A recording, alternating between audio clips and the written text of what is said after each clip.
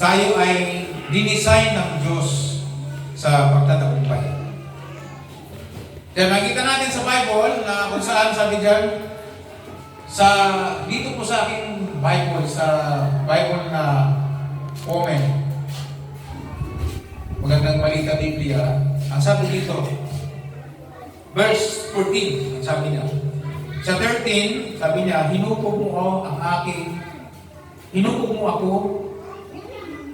ang aking nasa loob, sabi niya, bahagi sa bahay bata ng aking ina, at ako'y hinapi. Sabi dito, nagpapasalamat ako sa pagkagawa sa akin, ay kakilakilabot at kamanga-manga ang iyong mga gawa, at kahanga-hanga ang iyong nalalamang mabuti ng aking kaluluwa. So, mapansin po ninyo, ang sabi dito, sa King James Version, ang pagkaliwat sa Tagalog ay, ang pagkagawa sa tao ay kakilakilabot. Sabi mo sa katabi mo, ganun ka pala kakilakilabot. Ang pagkagawa sa tao ay kakilakilabot. Ibig sabihin niya, sa English po, sa King James Version, ang sabi niya, you made, I will praise thee, for I am fearfully and wonderfully made, and marvelous are thy works. So, marvelous yung gawa ng Panginoon, yung tao, ginawa ng Diyos. Sabi ni David, sa bahay bata na aking ina, hinubog mo ako. Kumbaga, hinabi mo ako. Ang hinabi ng salita, hinabi. Sa Tagalog, pag sinabing hinabi, para kang gumagawa ng damit na talagang, alam nyo, pagka isa kang Ilocano, sa parting Ilocos, sa mga tribo, ang damit po doon, sa tribo ni na Sister Tess, ang mga damit doon halos, sinauna, ay habi ng mga igorot. Pag nakikita ng damit na maganda, ang pagka-hinabit yun, matagal yung gawin. Yung po'y talagang masusing ginawa, hindi pwedeng magbimintis. Nakuha niyo ko. So, sabi niya, ginawa ng Diyos ang tao sa bahay bata ng Diyos. So, sino may gawa? Ang Diyos. God made us, kaya pinamagatan ko itong design for success. Dinisinyo ka ng Lord para ikaw ay magtagumpay. Sabihin mo sa katabi mo, ginawa ka ng Diyos para magtagumpay. So dito, sabi dito, ginawa tayo ni Lord, sabi nga dyan, ang ginamit ng word dyan, sabi niya, ginawa siya ng Diyos tayo, sabi niya, fearfully, kakilakilabot, nakakatakot ang pagkagawa sa atin. Nung pinag-aaralan ko ito, kung bakit nakakatakot ang tao, ang pagkagawa sa Lord ay sa tao ng Diyos ay nakakatakot. Kasi pag ang tao ay nasira, nakakatakot na talaga. Isipin mo, ang naging tao dito sa lupa, mapupunta sa impyerno pag hindi nakakilala sa Panginoon. Kaya pala nakakatakot. Nakakatakot ang pagkagawa ng Diyos sa tao. So naunawaan ko ito ni David. Sabi niya, you with me fearfully and wonderfully. Sabi niya din, grabe, marvelous ang pagkasabi. So ginawa tayo ni Lord sa kahangangang paraan at ayan ay dinisign tayo sa success. Pag pinag-aralan mo ang salita ng Diyos, even po dito sa Colossians chapter 1 verse 16, ang tao, yun na lang, through Christ Jesus, ang tao, yun na lang, hindi, pagkala lang sa tao, sa lahat ng tao, sabi nga ni Apostol Pablo sa Efeso, sabi niya doon, hindi pa man tayo pinapanganak, pinili na tayo ng Diyos. Napansin nyo, wala ka pa sa bahay bata ng nanay mo, nasa isipan ka na ng Diyos, na kanyang maging lingkod, na kanyang maging anak, at kanyang maging kaibigan, matatawagin niyang kaibigan, katulad ng kanta kanina. So hindi ka pa tao, hindi pa tao magulang mo, nasa puso ka na ng Diyos, nasa isipan ka na. Ganon ang Diyos. Sabi nga po dito, sa Colossians chapter 1, verse 16, sabi niya, dito sa wikang Ingles, sa NIV version, for in Him, all things were created. Sa Tagalog, sabi niya, sa pamamagitan niya, ang lahat ay nilikha. Si Kristo pong tinutukoy, sa pamamagitan ni Kristo, ang lahat ng bagay, maging tao at buhay ay linikha sa pamamagitan ni Kristo. Then, sabi niya, things in heaven and on earth. Mga bagay po daw dito sa langit at sa lupa, lilikha ng Diyos sa pamamagitan ni Kristo. visible and invisible. Ano na po ito? Nakikita at hindi nakikita. Linikha yan sa pamamagitan ni Kristo. Whether thrones or powers or rulers or authorities. Whether daw po ito'y kaharian, o hari, o kapangyarihan, o pamumuno, o pamamahala, linikha ito ng Diyos. Ang Diyos may kaya yung gobyerno, ang Diyos din na may likha niyan. And then sabi niya, all things have been created through Him and for Him.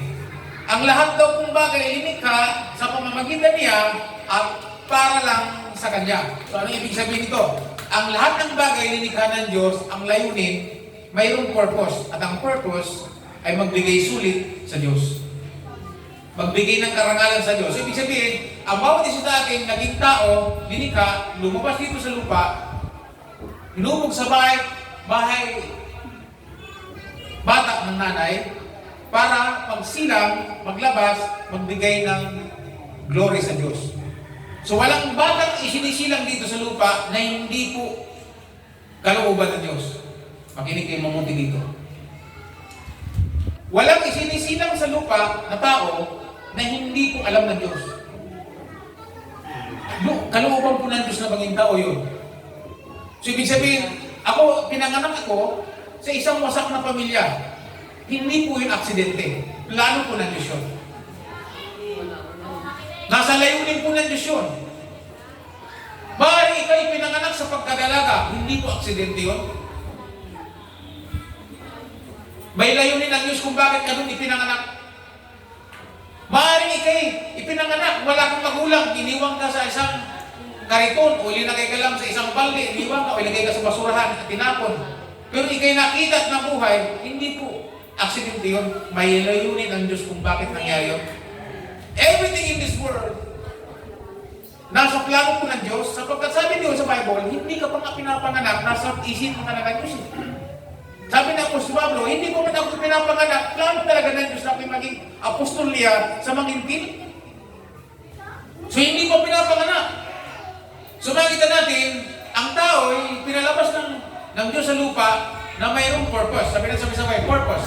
Kaya kung dito sa lupa, mabubuhay kang walang layunin at hindi nakasabay sa layunin ng Panginoon, hindi ka magsasucess. So ngayon, we are designed for success. Unawain natin, God made us for success.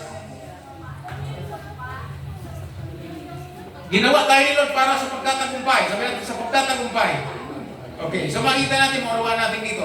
Tingnan mo, nung ako nasa Red Cross, nag-aral kami ng Community Health and Nursing Service. 12 days po yun na training. Kasama ko si Brother Bobby, si Paring Rafi. Marami po kaming Red Cross volunteer. Libre po yung training namin. Kasi Red Cross volunteer kami, ako sa youth.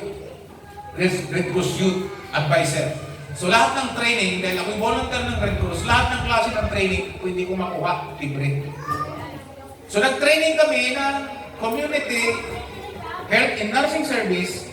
Kasama ko po mga barangay health worker at mga individual pang mga galing sa mga kumpanya. At kasama dun sa aming pinag-aralan, hindi lang yung paano mag-alaga ng mga bedridden, ng mga may sakit, paano ng mga dyan sa kalsada, yung mga, basta para sa kalusugan, magtanggal ng mga gulong-gulong na may mga itlogan ng lamok. Kasama dun sa aming training, yung pagpapaanak ng buntis. Kasama ko yun. And then, hindi lamang yun. May training pa, mayroon pa kaming tinuro pa sa amin nang nagturo, yung pong mga doktor ng nurses, tinuro sa amin kung paano po, tinuro sa amin yung eksperimento na binidyo kung paano po nabubuo ang isang bata sa bahay bata ng nanay. So ito, huwag niyo pong, tuturo ko sa inyo, huwag po kayong magkaroon ng malisya. Sabi mo sa katabi mo, walang malisya, walang bastos dito sa tinuturo mo. So, siyempre, pag mag-asawa, magsisiping, di ba? Magtatalik yun. So, sabi niya doon, ang sabi niya, hindi nyo ba alam na sabi niya, paglabas ng sperm cell, alam niyo yung sperm cell? Yung nanggagaling sa lalaki, na pumapasok sa puwerta ng babae. Okay. Yung isang putok na sinasabi, alam mo ba ninyo na kasama ka doon? Doon sa isang putok na yon, ang laman po noon ay 500 million cells. Ilang milyon? 500 million cells. At alam mo bang sa 500 million cells na yon, isa ka doon. Pero alam mo ba yung 500 million, hindi lahat makakapasok doon sa bahay bata? So nang pinapanood namin yun, parang mga kiti-kiti. Paglabas, o ayan sabi, ayan, ready na. Million ng cells na gumagalaw-galaw. At naguunahan, pumasok doon sa kwarta ng babae. Doon may pintuan pala yan eh. At naman naguunahan, pag may nakapasok, sarap. Ayan ang mangyari sa 499 cells. Wala na, patay. Wala na yun. So kaya pag ikaw ay lumabas sa tiyan ng ina, ibig sabihin, ikaw yung nakapasok. Grabe pala yun. Rislingan, bunuan, talagang dito mo nakukunahan. Kaya pala pag may nakapasok na dalawa, kambal. Kasi nakipagbuno yung cells na yun na makapasok. At alam mo ba, linoob ng Diyos na dalawang makapasok na cells. So nung may makapasok, alam nyo ba na, sabi nung tuturo sa akin, alam nyo ba na you are victorious. Dahil doon pala, million cells kayong magkakasama, pero nakapasok kayo. Ibig sabihin, ikaw yung naging tao. So sabi ko, matagumpay. Kaya noong makita namin, sabi niya, dagdingin na kami ni Parang Rapi, di ba kami nagkumpare? Tapos nagulat nga yung guro kasi nag-ingay kami. Bigla kaming tumayo at nagkamayan at nagyakapan. Sabi niya, pare, nagtagumpay ka, nakapasok ka. You are victorious. O sabi po ng guro, sabi nung nag-instruct, sige tuloy niyo yan, magbatian kayo. Sabi na nagtagumpay ka. Kaya sabi mo sa katabi mo, nakapasok ka. Kaya ikaw yung nagtagumpay. Alam mo niyo mag million kayo. Nung lumabas kayo sa, release kayo ng tatay niyo, alam mo kung million kayo, 500 million kayo. Pero ang nakapasok ikaw, ibig sabihin, victorious ka. Doon pa lang, alam mo na magtatagumpay ka. Dahil pagpasok pa lang sa bahay ng bata, nakikita mo nagpunan. Pagpasok ni kung nakapasok ka doon sa bahay bata ng nanay mo. Pagpasok pa lang, ang bilis, nakabuka. Pagpasok pa lang na yan, hindi nakapasok, sara agad yun, wala na makakapasok. At pag nakapasok mo, yung kitang-kita doon sa video, pagpasok nun, yung cell na yon, ikaw yon, sasalubong doon sa itlog ng nanay mo. Doon ko na patunayan na hindi pala lalaki mo itlog, babae pala. Yun ang yayakap doon sa itlog ng nanay mo, at yun ikaw ay mabubuong bata. Kaya sabihin mo sa katabi mo, ikaw yung batang yun. Ikaw yung nakapasok. So from the beginning pa lang, pinapakita po rito, you are victorious. Nag-success ka, nakapasok ka. Kasi kung hindi ka nakapasok, katulad ka lang ng mga cells na hindi nakapasok. Wala na. Non-sense na. So linoob ng Diyos na tayo. Kaya sabi ni David, sabi sa scriptures, hindi lang sa pag-aaral, sabi ni scripture, hinubog mo akong sa tiyan ng aking ina. Hindi ba kayo natutuwa na kayo yung lumabas na yun? So kaya, nung hinubog tayo ni Lord sa kanyang layunin, sa itsurang yan, wala niyang katulad eh. God made us a unique person para magtagumpay tayo sa itsurang yan.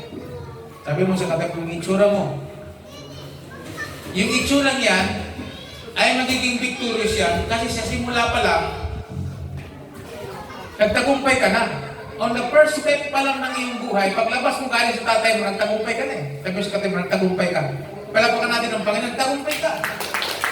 So diyan pa lang, isang encouragement. Nung aming dalawa ni Pare Rapi, sabi niya, grabe pare, grabe yung... Di mo nakapasok ka? Di mo may itsura mo. Yung itsura pa lang yan.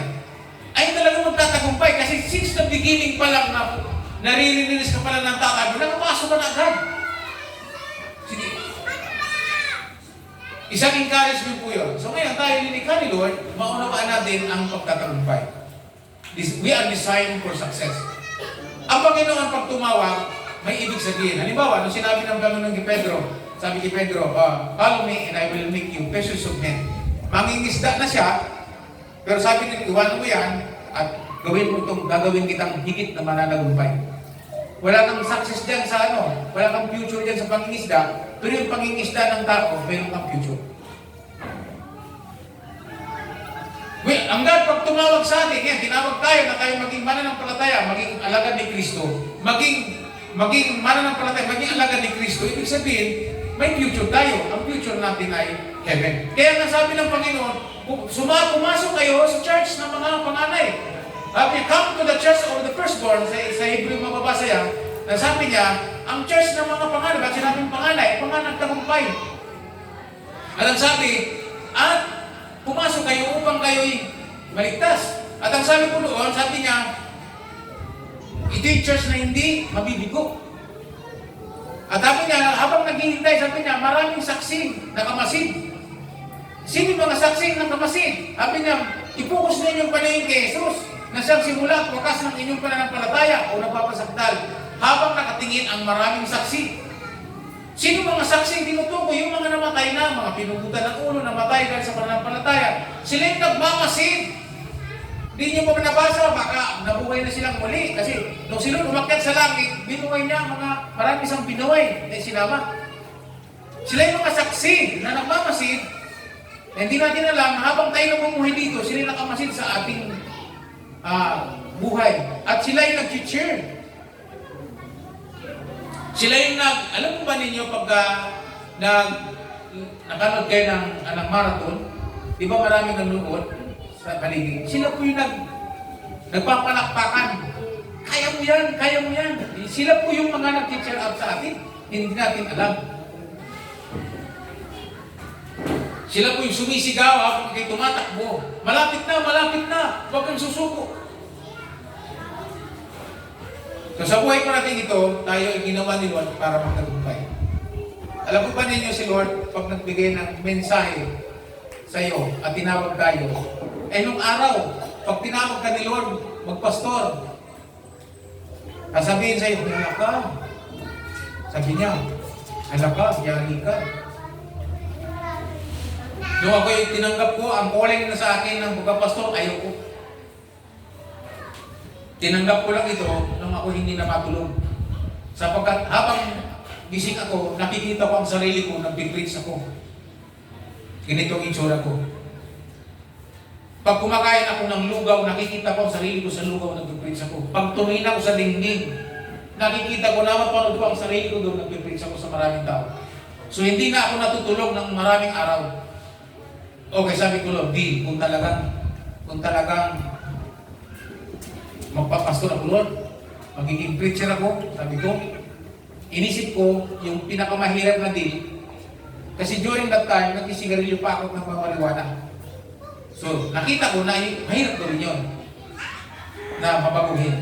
Sige, Lord, kung talagang ako, tanggalin mo yung sigarilyo ko, tanggalin mo yung marijuana ko. Natanggal. So, tuloy. So, mula noon, hindi ako natakot magpastor. Katulad sinasabi, ka, kasi pati mga babae noon, ayaw mo pa-asawa sa pastor. Kasi pag nag-asawa sila ng pastor, kawawa sila. Maghihirap daw ang kanilang buhay. Mali pala yun. Dapat pala, pag binigyan ka ni Lord ng task, ibig sabihin, ginagawa ka ni Lord para sa success. Para maging victorious. Si Moses nang tinawag ni Lord, alam naman natin si Moses, pinalaki sa palasyo, di ba? Pinalaki ng prinsesa ng Paraon, ng anak ng Paraon, nabuhay bilang prinsipe ng Egypt, nag-aral sa pinaka-the best. Alam ka ng prinsesa, mag-aaral ka sa the best eskwelahan. Amen? Sabi ng Bible, biyasa siya pagdating sa pagsasalita at pag-aaral sa Egypt. Kasi anak nga ng prinsesa. At si Moses naging malapit sa Paraon ng time na yun. Kasi engineer siya. Sabi nga doon, siya nagpatayo ng maraming, alam niyo na yung pyramid, nagpatayo siya ng maraming mga pyramid para sa building ng Egypt. Tinawag ng Panginoon, nakarating sa bundok ng Sinai. Tinawag ng Lord sa pamamagitan ng burning bush. At sinabi, naririnig ko ang hinaing ng aking bayan sa Egypt. Sabi niya, pumunta ka sapagkat gusto ko silang ilabas. So, ibig sabihin, kung nagdi-devotion po kayo, nabasa po niyo yun. Nabasa niyo yun. Nagkaroon po ng mga pag-uusap, silang dalawa ng Diyos. Ngunit sa kahuli-huli ay sinabi niya, hindi po ako magaling magsalita. Hanggang sa point na sinabi niya, Lord, meron po akong kailangan. Iba na lang po ang suguin niyo. Ayaw niya. Ibig sabihin, tinawag siya ng Diyos para doon sa purpose na yun, para siya mag-success at magbigay ng glory. Alam mo yung Colossians chapter 1, verse 16? Ginawa na tayo ng Diyos, ano daw? Para sa Kanya, ginawa tayo ng Diyos sa pamamagitan niya at para sa Kanya. Si Moses, tinawag para magbigay ng glory sa Panginoon. And then, ano sabi niya? Wag. Kaya, nagalit ang Diyos sa Kanya. Ibig sabihin na nagalit ang Diyos sa Kanya, ibig sabihin nun, tapos na siya. Nabasa niyo ba? O nga, si Moses, sumunod pa rin. Kaya lang, marami kasing sumunod sa calling na parang napilitan lang dahil sa, alam mo na, tinawag. Marami naglilingkod sa Panginoon kasi naturing, parang obligasyon na lang, parang gano'n. Sumunod pa rin si Moses, kaso lang, wala sa sarili niyang pagsunod. So, anong nangyari sa kanya? On that night, dumating ang Diyos, dumating si Yahweh, at gusto siyang pabalikin sa lupa. Pabalikin sa lupa. Mabuti na lang, siguro, sa tagal ng pagsasama nila ni Sipora, asawa niya, nakakwentuhan siya tungkol dun sa dugo. Kaya dali-dali po niyang tinuli ang anak niya at pinahiran ng dugo si Moses sa paa. Nang sa gayon, iniwanan po ng anghel ng Diyos na mamumuksa si Moses. Dahil sinabi ni Sipora, ngayon tunay na kitang asawa dahil kasal ka sa akin sa dugo. Mahalaga pala, napakahalaga ng dugo. Diba? Diba si Lord? Dugo din ang ginamit. Tapos, nang mamatay si Kristo, dugo niya ang mahalaga para tayo matulog sa kasalanan. So kaya si Moses nakapagpatuloy. Pero alam ni Moses, on that night, patay na siya. Kaya purihin ang Panginoon sa buhay ni Sipora. Parang sa atin ngayon, tinawag tayo ng Diyos, ayaw natin. Ayaw natin, parang yung mayaman. Lumapit kay Jesus at ang sabi niya, O Lord, sabi niya, ano ang kailangan mong gawin para mag-success? Ibig sabihin, makamtan ang buhay na walang hanggan. Alam mo ba yung buhay na walang hanggan ay success yun? Amen. Yun ang gusto kong matukoy ngayon na tinawag tayo ng Diyos para magkaroon ng buhay na walang hanggan. Yun ang success para sa atin. Huwag natin pag-usapan muna yung mga success dito sa liputan na may dulo. Kasi ngayon, mag-aaral ka. Putulin ko muna to. So, nung tinawag ng Panginoon yun, ano nangyari? Si Moses, tinanggay niya ang Diyos, muntik na siyang mamatay. Tayo din, pag tumanggi tayo sa Panginoon, hindi mayaman, sabi niya. Pero dapat mong gawin doon. Ano ba nakalagay sa kasulatan? Anong sabi nakalagay sa kasulatan? Sabi niya, inisa-isa. Anong sabi po ng inisa-isa ni Lord? Huwag ka papatay, huwag ka mga niya, etc. etc. Na 10 kautusan, di ba? And then, galang mo yung magulang. Lahat pinaliwanag ni Jesus. Ano sabi ng mayaman? Lahat pong yan ay ginawa ko. Kung gusto mong maging ganap, habang nabubuhay ka dito sa lupa, hindi ka pa naman patay. Sabi niya, umuwi ka, ibenta mo ang iyong ari-arian, pagkatapos sumunod ka sa akin. Ibigay mo sa mahihirap, sa manangilan, pagkatapos sabi niya, sumunod ka sa akin. Nalungkot sa mayaman. Kaya sinabi ni Lord, mahirap talaga sa mayamang mag-success. Mayaman na siya, hindi pa, Pastor, successful na siya kasi mayaman siya, hindi na tinutukoy ko. Yung success na tinutukoy ko, yung makapunta sa langit. Mahirap talagang pumasok isang mayaman sa langit. Ibig sabihin, mahirap talaga mag-success. Pero tayo, tinawag ni Lord para mag-success. Kaya nga, may John 3:16. For God so loved the world and He gave the only begotten Son, and whosoever believe in Him shall not perish, but have everlasting life. Para lang mag-success. So mga kapatid, tingnan niyo mabuti. Tinawag tayo ni Lord para mag-success. Si Zacchaeus tinawag ng success.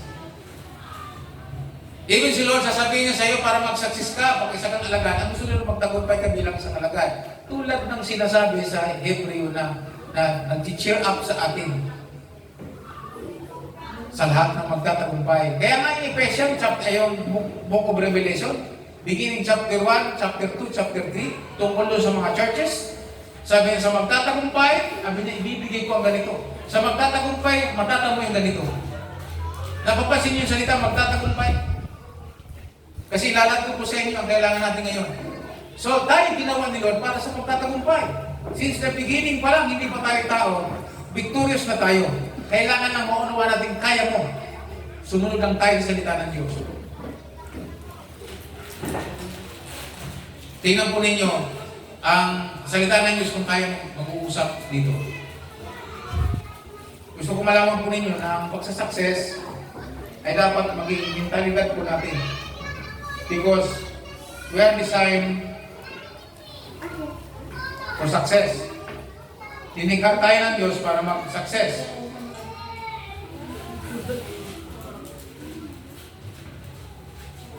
Sabi nga ni David, nagpapasalamat siya dahil tinikha mo ako in a wonderfully complex. Kaya nagtataka ko sa iba, linikha si Lord ng ganyan ang itsura, pilit na binabago. Eh diyan ka nga magsasucess. Sabi mo sa katabi mo, itsura mo, huwag mong baguhin. Diyan ka magsasucess. Natawa tuloy ako dun sa kwento ni Pastor Larry. Alam ko niyo mga kapatid, meron akong kwento sa preaching ni Pastor Larry. Meron po akong kilala na kayumanggi. Babae pong kayumanggi. Sabi niya, babae kayumanggi. Pero maganda naman sa, nagaganda naman ako sa itsura niya. Eh, pilit na gumamit ng glutathione, pinilit na paputiin ng paputiin. Hanggang sa hindi na siya mainitan, lagi na nakapayong, lagi na naka-aircon. Lahat, pinabago yung ilong, pinabago yung mata, kilay, pinabago yung lahat na mukha, pinabanat. Nabago. Eh sabi doon, yung itsurang yun, sapat na kilod yun. Kung walang hindi nasisiyahan, kaya huwag tayo mamumula na, ba't ganyan na itsura mo? Huwag ganun. Ginawa ni Lord dyan eh, walang pakialam mo. Pasalamatan mo ang Lord na ganyan itsura niya. Tapos ikaw, pag titigil sa mukha, thank you Lord, napakaganda ko. Huwag mong sabihin, paano naman ito? Binago eh. So anong nangyari? Sa kababago niya, lumabas ng kalsada, may umaharap na sasakyan, nabangka siya, patay. Pagdating sa kabilang buhay, Lord, ako to. Sino ka ba? Sabi niya, iba na itsura mo eh. Hindi, dito rin nakapasok. Yung kwento ni Pastor, joke lang yun. Parinig lang yun sa mga pilit binabago ang itsura. Makontento ka na dyan. Linika ka na na ganyan. Victorious ka na. Nakapasok ka nga sa bahay bata ng nanay mo. Ang galing mo. Palapagan natin si Lord. Ang galing mo. Abel, tagumpay ka eh. Diyan pa lang, kaya kung may nanghihina, huwag kang panghinaan. Nakapasok ka nga sa bahay ng nanay mo. Sa bahay bata ng nanay mo. Milyon-milyon nga, 499 million ang karibal mo. Sa dami yun, ikaw nakapuslit, nakapasok ka. Hindi nakapasok iba, nakasara eh. Diba? Diyan pa lang, victorious ka na. Ay, alamin natin salita na, alam natin salita ng Diyos, diba? Na tayo wonderfully made, perfectly, grabe. Even si Lord, nag-ingat sa paggawa sa'yo. Maingat na hinabi sa tiyan ng iyong nanay mo. Kasi iba nga, diba? Nakapasok nga, diba? Makinig kayo, nakapasok nga. Na-abort naman. Diba? Ano tawag doon? Alam niyo ba yung naagasan? Nalaglag. Ang iba naman nakapasok, kinawawa naman ng magulang. Kasi uminom ng mga pampalaglag. May kasalanan naman sila sa Diyos. Pagpatay na yun, martyr na yun. Kasi bata na yun. So makikita po natin, may success. Ginawa tayo para sa success. At ang pagkatao natin, gagamitin nyo para sa success. At ang success na yan, sinasabi ng Colossians chapter 1, verse 16, in for Him. Ibig sabihin, para sa kanyang kaluwalhatian. Sabi natin kaluwalhatian. Ginawa tayo ni Lord para magbigay ng glory sa Kanya. Kaya nung yung mga tinawag ng Panginoon, tinawag tayo ni Lord para sa Kanyang glory. Alam mo ba ninyo yung glory? Walang pwedeng makakita ng kaluwalhatian ng Diyos. Alam niyo kung sino makakita lang yan? Yung mga bibigyan ng Diyos ng buhay na walang hanggan. At sino mga yon? Yung mga nakay Kristo Jesus lamang. Amen. Sila lang ang makakita ng mukhaan sa Diyos sa langit. Silang mga nagtagumpay sa kabila ng mga pagsubok dito sa lupa. Sa kabila ng mga pag-uusig, sa kabila sila yun. Sila man nag-success. Kaya ngayon, makikita nyo, meron akong ituturo ko sa inyo. Tingnan nyo. Una, ang success ay predictable. Ang pagkatagumpay ay mapipredict. Everyone wants to be successful. Ang bawat isa sa atin gusto magtagumpay. Opo, kasi design tayo Lord sa pagtatagumpay. Pero ngayon, ang pagtatagumpay ay predictable. Ano ibig sabihin? Malalaman mo, mapipredict mo kung ang isang tao magtatagumpay. Mapipredict mo ang isang mananampalataya kung magtatagumpay hanggang sa wakas ng kanyang buhay. Bakit mapipredict? Halimbawa, sama sa Biblia masasabing predictable ang success. Halimbawa, sinabi ng Panginoon kay si Moses, inutusan. Tinuro ito ng Panginoon kay Moses. At pagkatapos nung mamatay na si Moses, kinausap ng Diyos si Joshua, sinabi niya ito. Joshua chapter 1 verse 8. Ano sabi ni Lord kay Joshua? Ang sabi niya, iba si Moses, iba ikaw. Kaya ikaw, ganito gawin mo. Para magtagumpay ka, ang sabi niya, kailangan mong basahin araw at gabi. Ha? Ang kautusan, ang salita ng Diyos. Nang sa gayon, ano sabi? Malaman mo ang lahat ng ito. At sa gayon, ikaw ay magtagumpay. So, ang pagtatagumpay, predictable. Alam mo, si John, malalaman ko si John kung magtatagumpay sa pagiging alagad ni Kristo hanggang wakas ang kanyang buhay. Malalaman ko siya kung siya tutuloy-tuloy sa pagbabasa, sa pag-aaral ng salita ng Diyos. Kasi doon nakabasa ang iyong success, napakalagang salita ng Diyos. Pag tumigil ka, mapipredict ko. Kaya nga, sinasabihan ko yung mga disciple ko na sinisinan ko ng devotion. Tinatanong ko, pagka isang buwan lang hindi nagpadala sa akin ng devotion, tinatanong ko, kumusta ang DD? Daily devotion. Pag walang sagot, okay lang. Baka nagbabasa naman, nag-aaral, hindi lang nagsusulat at hindi nagpapadala. Ang kasunod niya, tatanungin ko ng personal, nagdi-devotion ka ba hindi? Pag hindi, predictable na. Hindi ka magtatagumpay. Mayroon kang pinabayaan. So, yung success is predictable. Amen? Halimbawa ngayon, dahil labas natin, hindi salita niya. Nag-aaral ka. Ano ang tuntunin ng pag-aaral para magtagumpay, para makatapos ka ng kolehiyo? Anong tuntunin? Kung makinig, mga kabataan, huwag mong haluan ng iba. Aral. Ang iba, haluan ng boyfriend, girlfriend. Ano pa? Last WhatsApp. Hindi nag-aaral. Yung tuntunin ng pag-aaral. Pag nag-aaral lang, mag-aaral ka talaga. Yung hindi ng pag-aaral. So mayroong sabi natin tuntunin. Mayroong batas na kailangan gawin para makatapos. Halimbawa si Era, gusto niya mag-PMA. Mag-PMA siya. Gusto niya mag-opisyal ng pulis, sundalo. Kasi pag tapos ka ng PMA, anong gusto mo pasukin na kumpanya ng Pilipinas, na ahensya, pwede ka. Depende sa pipiliin mo. Lalo kung meron kang isang sable, dalawang sable, tatlong sable. Grabe, no? Major na agad paglabas, major. So pag hindi na sinunod yung tuntunin ng pag-aaral, wala. Hindi magsasucess. Kaya sinabi ng Panginoon kay Joshua, ano sabi kay Joshua? Hulayin mo ito araw at gabi. Nang sa gayon ikaw ay magtatagumpay. Tingnan niyo ang taong matagumpay na lalaki, yung kasama ni Joshua, ang pangalan ay Caleb, na pumapatay ng higante. Amen. Sabi ni Caleb kay Joshua, ibigay mo na sa akin ang mana ko ng aking angkan na sinabi ni Yahweh ng panahon ni Moses. Nung sinabihan tayo ng Diyos, nung tayo sumunod sa Diyos, ibig sabihin, sinunod ng Diyos, ang sabi niya, 40 pa lang tayo noon ang edad, ngayon 80 na ako, sabi ni Caleb. Kaya ko pang lumaban. Ang lakas ko'y sinlakas pa rin ng isang kabataan. Bakit yung nag-success? Pagkat si Caleb na natiling tapat sa Panginoon. Yung tuntunin ng pagiging tapat sa Panginoon. So, nag-success siya. Sipin mo, dalawa nga lang sila nakapasok eh. Si Joshua lang saka si Caleb. Pero merong kantang Joshua in Caleb. Kaya nung pumasok na, hinihingi na ni Caleb na anak ni Jipon, ang mana nilang lupain at ibinigay naman ito ni Joshua. Kahit sa anong bagay dito sa lupa, malalaman mo kung magsasucess.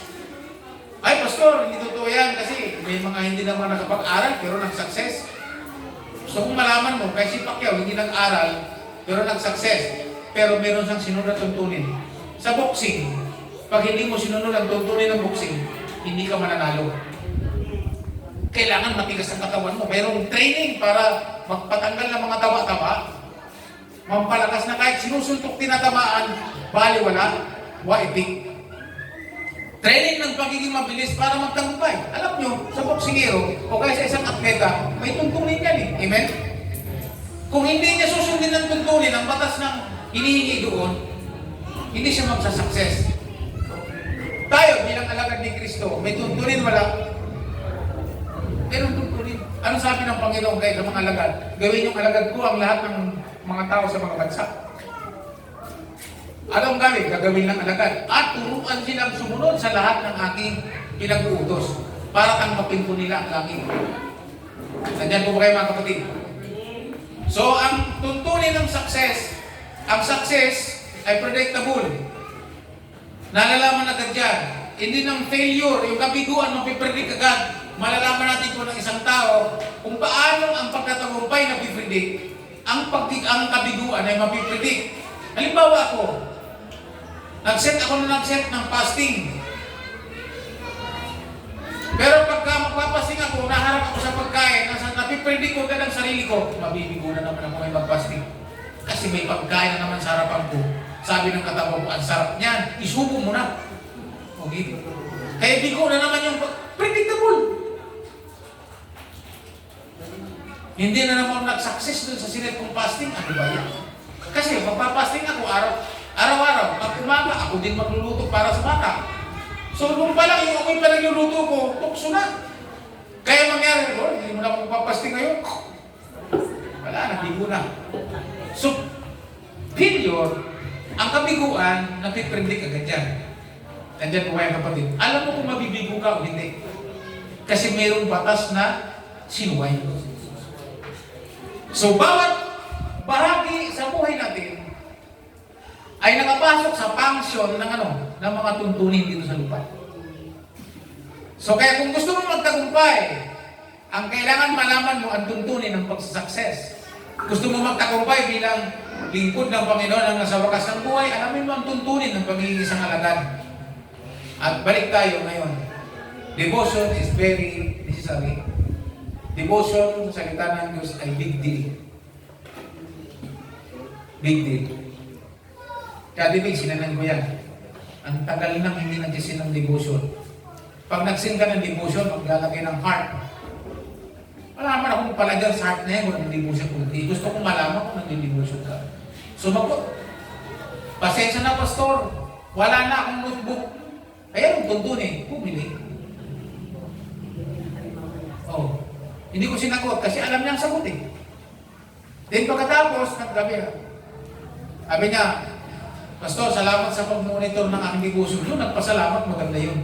Kasi nagpasalamat. Ang iba, pag monitor, rin yung devotion, ganyan. Devotion naman. Hindi na lang siya ng devotion. Parang inuhusgan pa. Hindi, tinatanong ka kayo. Disciple kayo. Amen? Kaya pag pinadahan ka ng tanong, kumusta ang Didi? Huwag ka magtampo para sa iyo. Kaya sabi ko doon, para sa iyo ito at hindi para sa akin. My job is to monitor the disciples kung ginagawa nila. Bakit? Yung kasi ang tuntunin ng sa tagumpay. Pag hindi tayo inintindi ang mga batas ng success sa lahat ng aspeto ng ating buhay, hindi tayo magsasucess. Ang isang estudyante sa high school, sa college, kapag hindi nila sinunod, tuntunin ang pagkatagumpay. Yung inaanak ko, si Bert, no, pwede ba akong humingi ng payo? Sabi ko, tungkol saan? Akala ko sa boyfriend, hinihintay ko lang. Wala, sabi niya, nalilito po kasi ako. Naku, patay na yata. Kinakabahan ako. Kasi po, kinuha akong volleyball player ng barangay. Kinuha din ako ng varsity. Tapos nag-aaral. Sabi ko, patay ka dyan. Ang sabi ko sa kanya, you must choose the priority. Ibig sabihin, yung tuntunin sa pagkasagumpay. So, alin, nagigib ako. Yung interbarangay ba, pag makatapos ka ng kolehiyo at magagandang buhay mo, di, magtuloy ka. Yung sa varsity, sa eskwela, pwede ka magtagumpay, pwede ka makilala, at parang sumikat ka, parang si Valdez, captain, kung sisikat ka, may pwede ka. varsity player ng college yun eh. Yun pwede.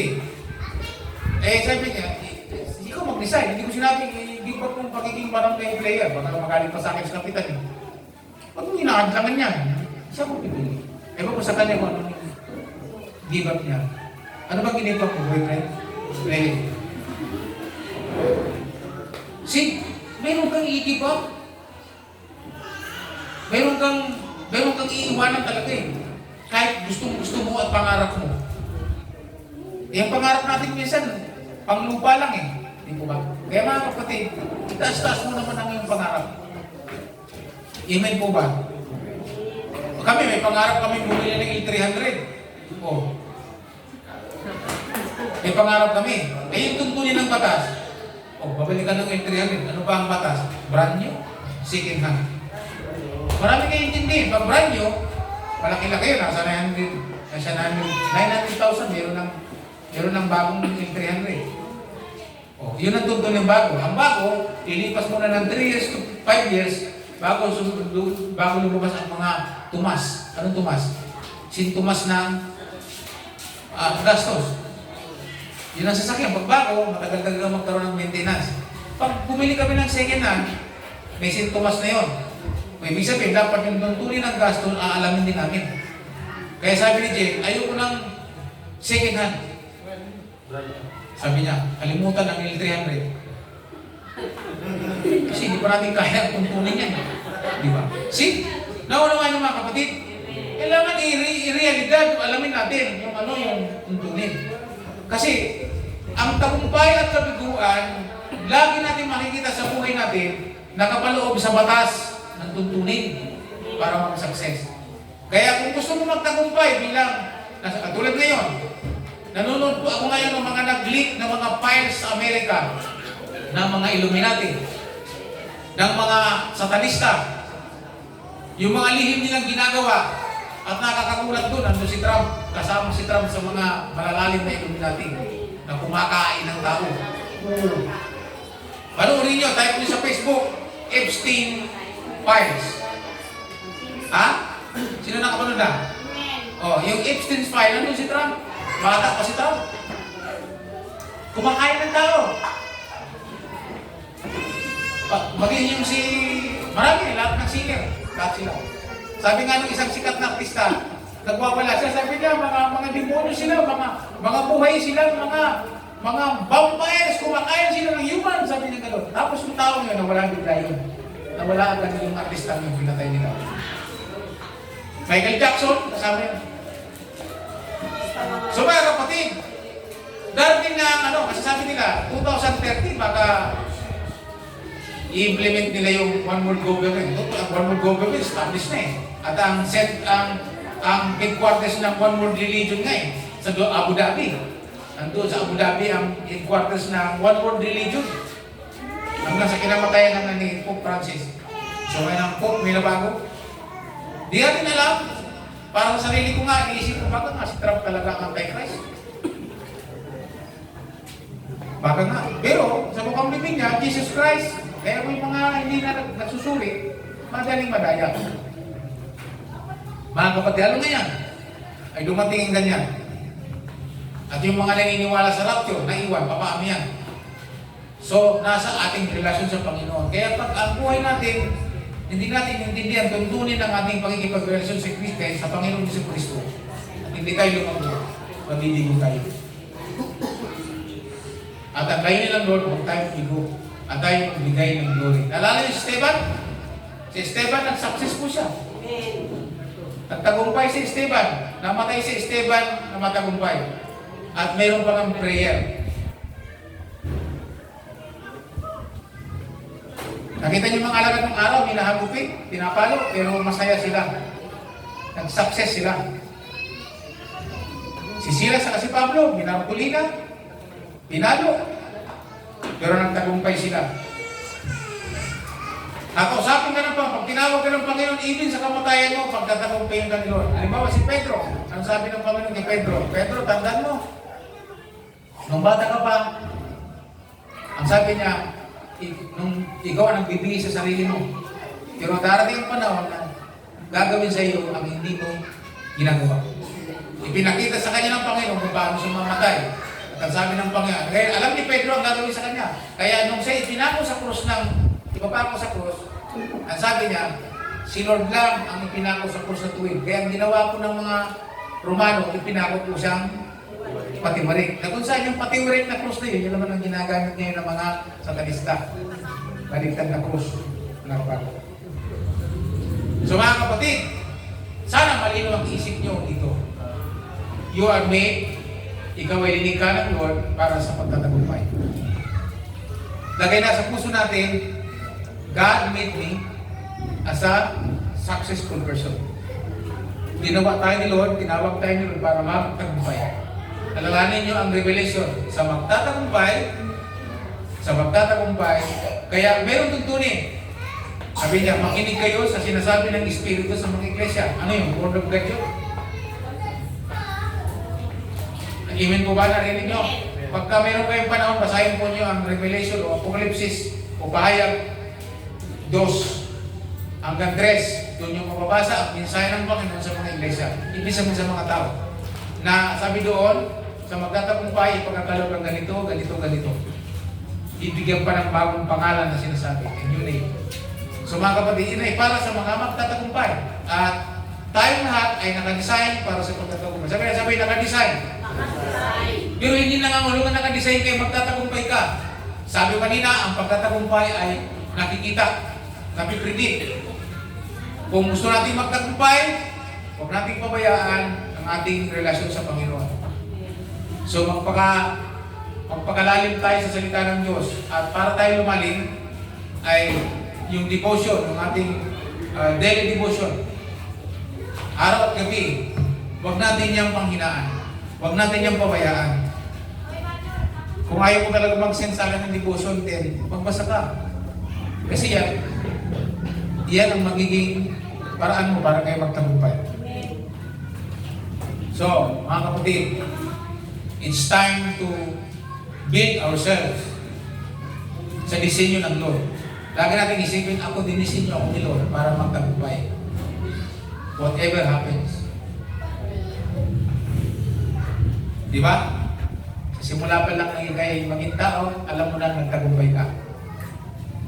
Kawawa naman yung 490 million. Hindi nakapasok. Ano?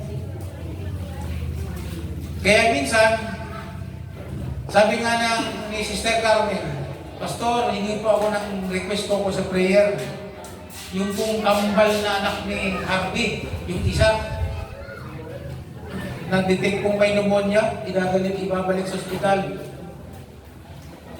O paano po prayer? Lord, i-bless po niyo yung batang yun kasi nagtagumpay na yun, layunin mo sa kanya ang siyang magala. Minsan nga, nag-usap kami ni Jane, alam mo ba, minsan sa disiplina ng bata. Sabi ko, hindi lahat ng oras pag nagkasalang bata, palo ng palo, hindi yun ang layunin ng Panginoon. Alam mo ba kung bakit, anong dahilan ng Diyos, bakit pinadala sa atin ng batang yan? Dapat ang unang titingnan dyan ay yung layunin ng Diyos.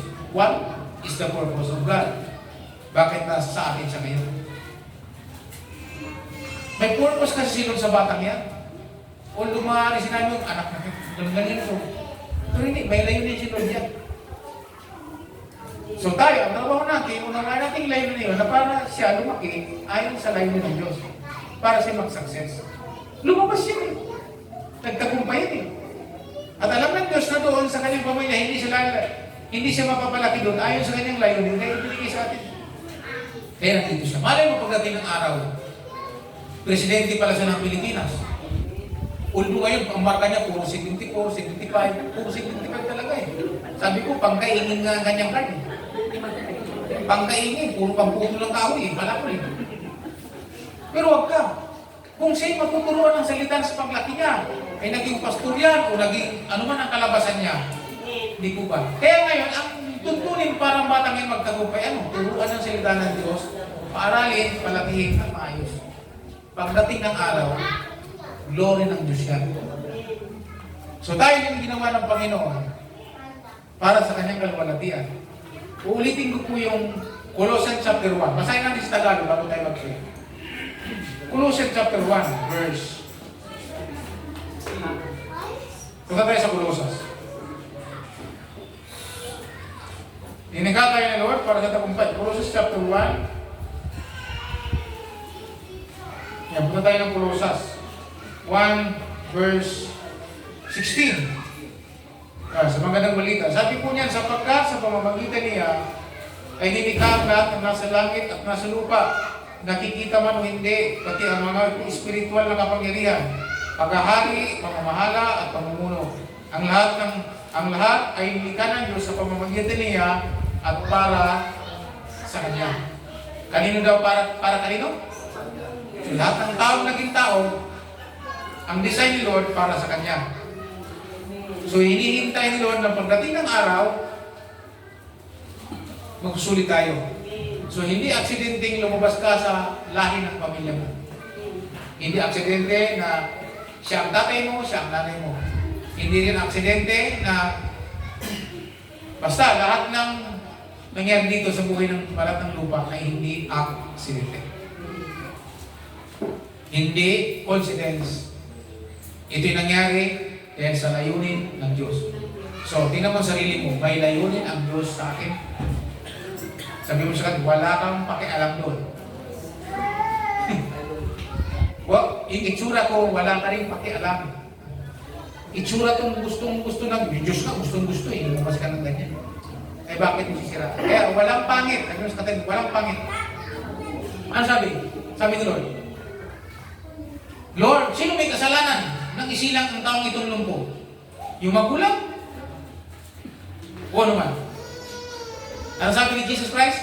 Isinilang ang lumpo para ano? Para maluwalhati ang Diyos. Tanin nyo. So ikaw, nangyari sa iyo yan para maluwalhati ang Diyos. So ikaw, made for the glory of God. Ginawa ka para sa purpose ng Diyos, para magbigay ng glory sa Kanya. Iyan po ang ibig sabihin. Yan ang pinaka-final na turo na dapat malaman natin. Ginawa ka para sa Kanya, paluwalhatian. So tayo mga linika, we must give glory. Para magtagumpay tayo bilang disciples at mabigay ng glory sa Panginoon, ano ang gagawin natin? Alamin natin, i-predict natin yung mga tuntunin na dapat natin intindihin. Huwag niyo makalimutan ang mensahe ng Panginoon kay Joshua. Predictable ang lahat ng bagay. Sabi sabihin, anong ibig sabihin? Success in life is predictable. Everything in this life is predictable. Ay, ito ayaw to na ibang mga pastor. Bakit? Diyos ka ba? Na napipredict mo ang lahat? Nahuhulaan mo? O, sabihin ko sa kanya, pastor, hulaan mo kung magtatanong ko bilang pastor. Kung ikay magiging malabo. At yung mga tinuturo mo lalago, hulaan mo. Malalaman ko yan. Ipakita mo sa akin ang uri ng iyong buhay. Kung nagdibusyon ko hindi. Kasi kung ang pastor nagdidibusyon, ang kanyang mga pinangungunahan nagdidibusyon. Amen? Kasi kung ang pastor hindi nagdidibusyon, hindi lang church niya, hindi devotional, hindi lang didibusyon. Ganyan lang ang pagsuli. So, mapipredict hindi. Hulaan ko, sister, kung magdidibusyon mga anak mo. Pag hindi ka nagdidibusyon, hindi nila nakikita ng didibusyon ka, hindi mo na sila mapipiling magdibusyon. Why? Ikaw ng tatay, nanay, hindi ginagawa eh. So, walang success. Magsasuccess kapag ito'y ginagawa natin. Kaya sabi ng mentor namin, huwag kayong makikisama sa mga pastor na puro ang iniisip, basketball, gala dito, gala doon, wala kang matatanong, wala kang bukuha ang pagtatagumpay sa kanya. Sumama ka sa pastor na palabasan ng Biblia, tiyak magtatagumpay. Dapat maging maalam tayo sa salita. Ito yung wakas. Dapat maging maalam tayo sa tuntunin ng salita ng Diyos. Ulitin ko. Para tayo magtagumpay, anong kailangan? Maging maalam tayo sa tuntunin na binigay ng Diyos. At ang tuntunin ay maging maalam sa salita ng Diyos. Amen po ba? Kaya habang, si Amir nga, sabi ko, pasensya na pastor, nanghihina kasi ang mata ko eh. Sabi ko, may salamin ka ba? Kung nga po, baka tumaas ng grado. Ako nga oh. Murang-mura, pinakamura. Kung hindi ka mananampalataya, mapapamura ka talaga sa mahal. Salamin ko po, murang-mura. Hindi pa branded ang salamin ko. 3.5. 3.5 to kasi process ko ito. Ang grado ko po ay palayo sa kapalapit. Eh si Jen nga, nagreklamo na dahil ang salamin niya, hindi niya salamin. Salamin niya, hindi niya salamin. So lalo masisira mata. Kaya sabi ko, ngayon pa lang, ipagawa na natin yan. Pagpasalamin ka na. Ano ibig ko sabihin? Habang malinaw-linaw pa ang mata mo, magbulay ka na talaga. Di po ba? Samantalahin na natin ang magbulay ng salita ng Diyos. Kaya si Abel, dapat magpaprocess na siya. Ang salamin. Tsaka ngayon, yung salamin na may proteksyon, eh, pag lumabas ka, kusang nagdidilim. Pag nasa dilim ang kusang nagliliwanag, kahit tik na ngayon eh. Hindi mo nga malalaman may grado eh. Kaya lang, ang expiration, 2 years lang. O di, ibig sabihin, every 3 years, every 2 years, 3.5 ng 3.5. Buti na lang yung pinagawa ko eh, merong binigay na promo. Sabi niya, sir, bigyan kita ng card. Pag ikaw ay nagpasalamin ka at inakay ng asawa mo, nakakay ka pang isa, sa susunod, ililibre ko na, branding pa. Kaya kung kailangan mo ng salamin, sama ka doon para susunod, magkaroon ako ng branding na salamin. Amen po ba? So, even yung mata, may tuntunin. Okay, lahat ng bagay dito sa lupa, sa buhay natin, punong-puno ng tuntunin ng pagtatagumpay. Dapat yun ang unawain natin. Yung mga tuntunin, yung laws, yung batas ng pagtatagumpay. So everything in life, sa ating buhay, in our life, ay pinailalim lang yun sa function ng mga batas, ng laws. Kaya gusto nyo magtagumpay, tuntunin ng Diyos, ating alamin. So huwag nyo kalimutan, you are designed for success. Okay, tayo, tayo mo na lang. Una, anong klaseng panalangin? Una, magpasalamat tayo, Lord. Lord, hindi nyo kunin nyo ako'y makapasok sa bahay bata ng aking ina. Kaya ako'y naging nilong na tayo maging tao para sa kanyang layunin. So, manalangin tayo ng pagpapasalamat.